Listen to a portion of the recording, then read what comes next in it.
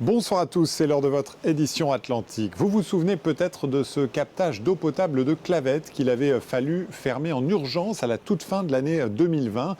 Une importante pollution aux pesticides avait contraint l'agglomération de La Rochelle à le laisser fermer depuis.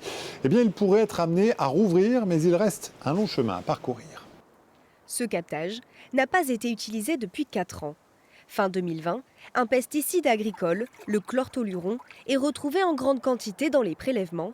Impossible depuis d'utiliser cette eau polluée, malgré l'importance de la ressource pour le territoire. En haute saison touristique, on est obligé d'acheter de l'eau au département, par exemple. Et l'approvisionnement en eau, il dépend de captages, dont certains petits comme celui-ci, mais d'autres beaucoup plus gros. Mais il dépend aussi d'usines sur la Charente.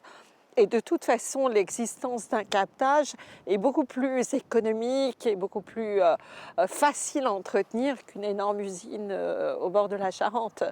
Ces dernières années, les services de l'État ont donc tout mis en œuvre pour permettre une réouverture du captage, dont une étude hydrogéologique menée avec des marqueurs phosphorescents pour étudier l'importance de la zone polluée dans l'écoulement du bassin versant. Grâce aux conclusions de ces recherches, 2 zones de protection viennent d'être définies. Une première zone de 150 hectares, donc autour du captage, très proche du captage.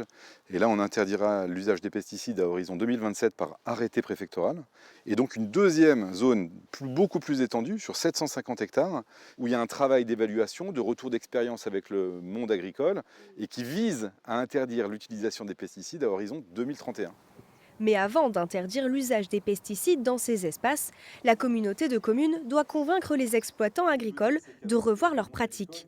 Diversification des cultures, passage en bio, reprise de l'élevage. Pour accompagner ces changements, un premier budget d'1 million d'euros a été acté. Ce qu'il faut pour les agriculteurs, on l'a déjà aujourd'hui. Ça s'appelle les moyens financiers de l'Agence de l'eau et les paiements pour services environnementaux. La question, c'est comment on les mobilise. Nous, on propose de les mobiliser dans une stratégie qui est sur mesure, étudiée parcelle par parcelle, intelligente et qui embarque le monde agricole. Alors c'est un premier budget qui est effectivement assez important comme ça en première approche. Maintenant justement, c'est ce qu'on va voir avec les agriculteurs sur la surface, le nombre d'hectares sur lequel il va falloir travailler, sur les mesures qui vont être mises en œuvre, quel coût ça peut avoir pour les agriculteurs, quel manque à gagner et le répartir dans le temps.